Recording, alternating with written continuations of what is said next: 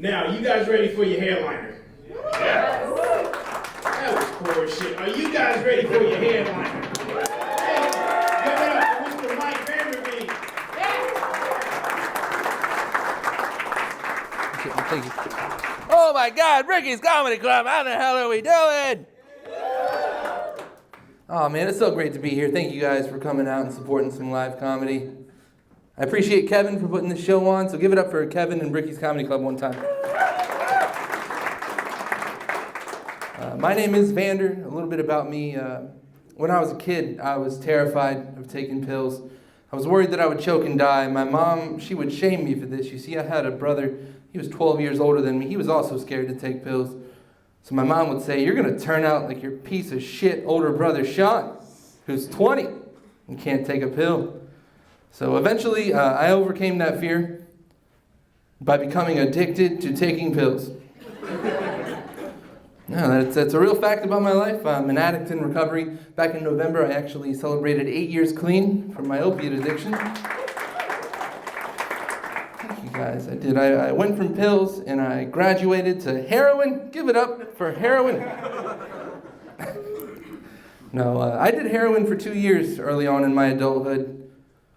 I only abused it for 1 year though. First year was awesome. I died twice. It was magical.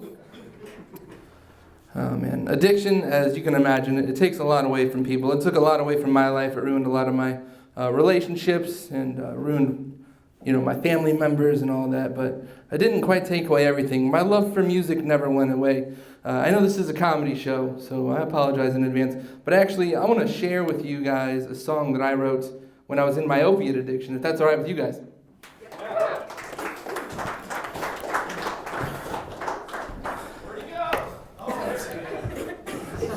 Shut up, Aaron.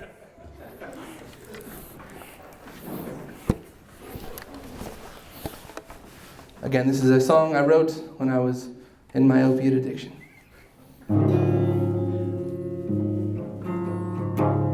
My guitar's incredibly out of tune.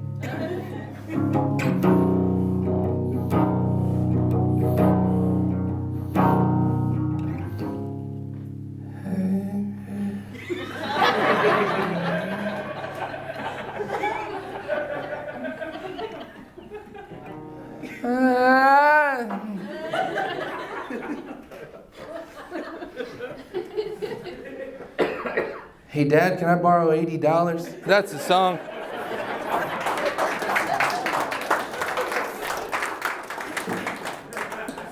That's a good song. You guys are like, is that new Bon Iver track? That's crazy.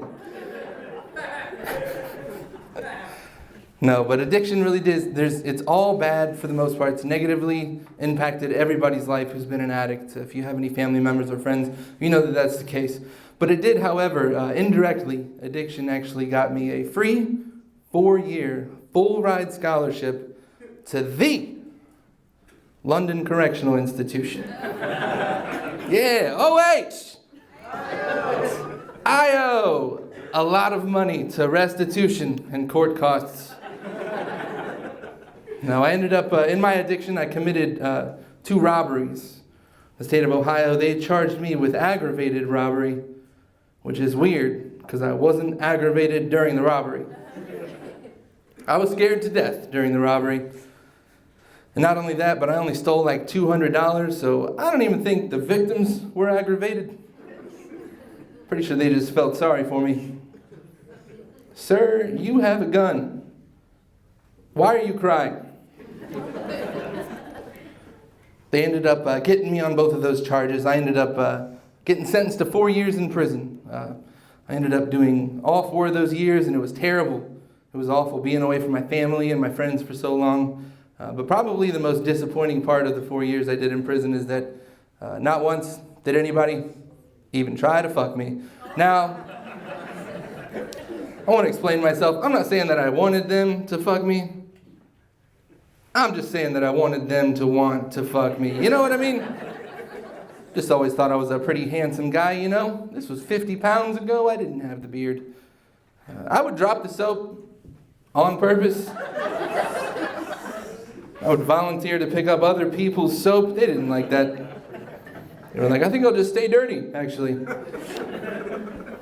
I really do like write actual songs, and some of them are comedic in value. I'm going to share one with you guys right now. This is a song I wrote about my bunkie in prison. Shut up.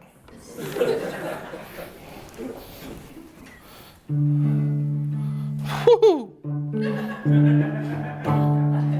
Hold on.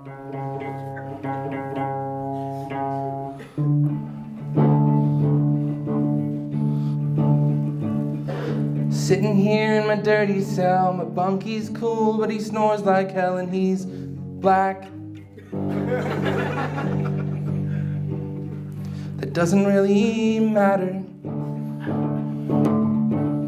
I was gonna sing about something else, but now I feel the need to defend myself and make sure that you all know I'm not a racist.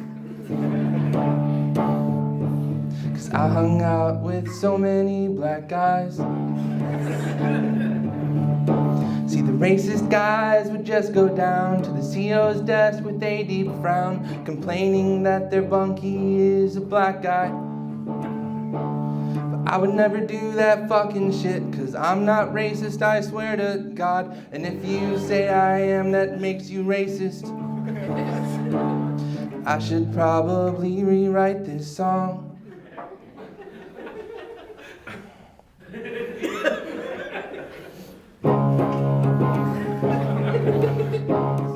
Sitting here in my dirty cell, my bunkie's cool, but he snores like hell and he's white. That totally matters. But I'm not saying that only white lives matter, because all lives matter, but mostly black lives matter, and God damn it.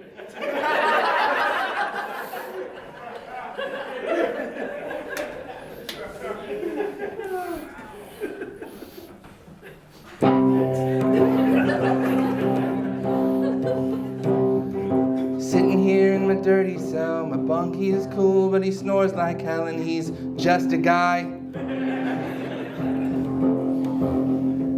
I probably shouldn't assume that. God, fuck!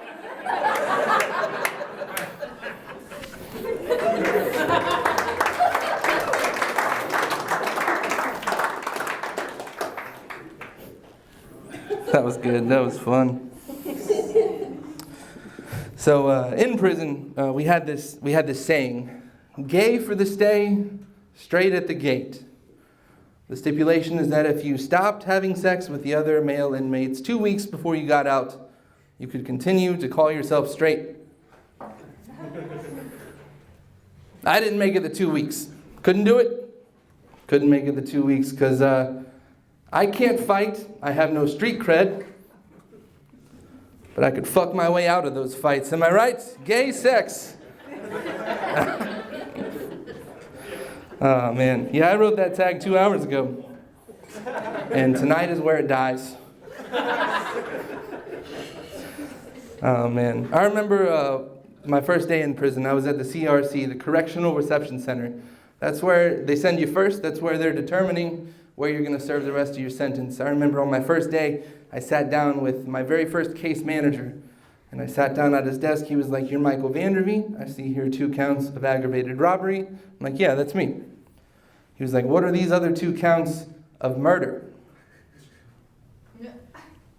Pardon me? Now, I'm a junior, right? My dad named me after him. He's also Michael Vander. I don't know of any murders that my dad's participated in. Nonetheless, I snitched on that man immediately. Murder? You got me mixed up with my old man, pal. We need to get this filthy criminal off the streets. But then when I looked up, I saw that the case manager was just laughing his ass off, having a great time. And I learned at that moment that case managers in prison love to fuck with new 20-year-old white inmates and make them think they've killed people. So fuck that guy. There he is. I'm just kidding. Oh, man. My dad, he really is a great guy. I love my dad. He was there for me every step of the way through my addiction, my time in prison, and now my recovery. I love him a lot. A little bit about my dad. He was a Vietnam vet. He fought in the Vietnam conflict. And when he was out there, he actually stepped on a landmine, and he lost both of his legs. We called him Lieutenant Dad.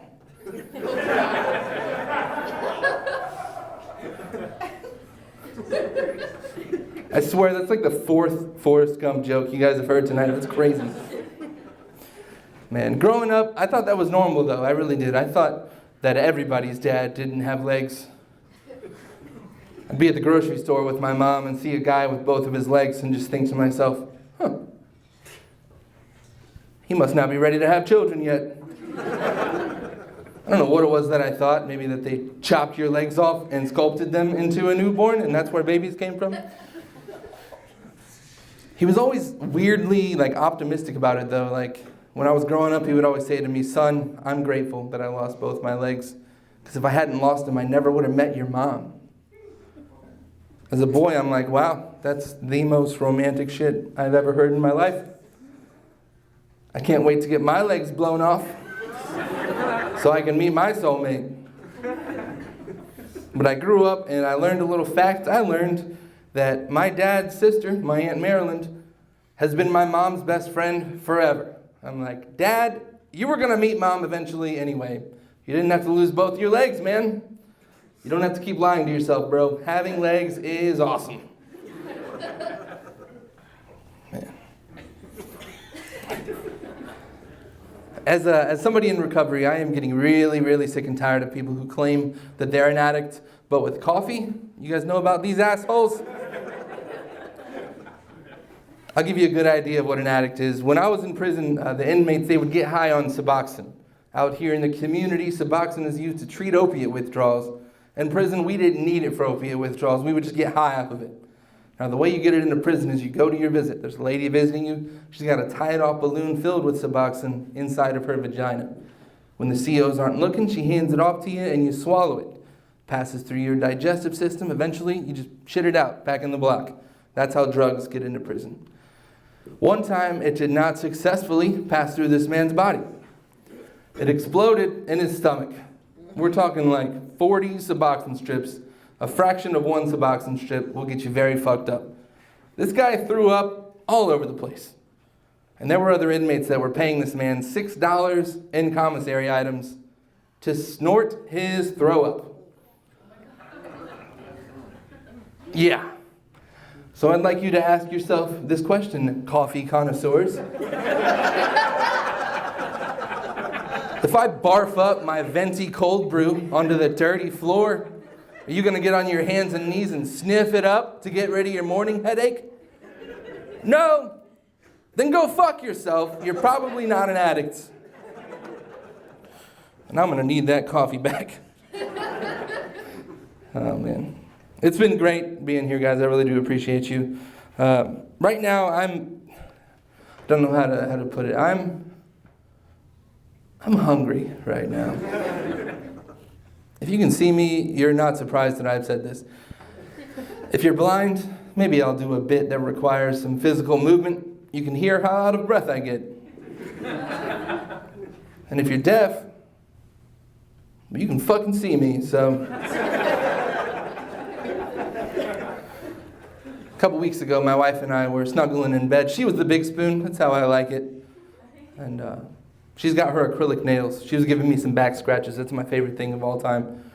But at one point, she stopped and asked, "Am I scratching your side or your back?" Gonna be honest with you, I couldn't tell. She's also been asking me to think of ways to spice things up in the bedroom. Her and I have been married for 3 years now, so sex life can always use improvement. But the only thing that I can think of is food-related kinks. I'll lick some chocolate syrup off of you or plow you with a banana so I have a snack for later. I don't know. It poses two potential issues. The first one being that I get so full that the idea of sex just sounds exhausting. The other one being, if we run out of groceries, I can't come. Thank you guys so much. This has been a wonderful night of comedy. You guys all have a good night. Get home safe. God bless.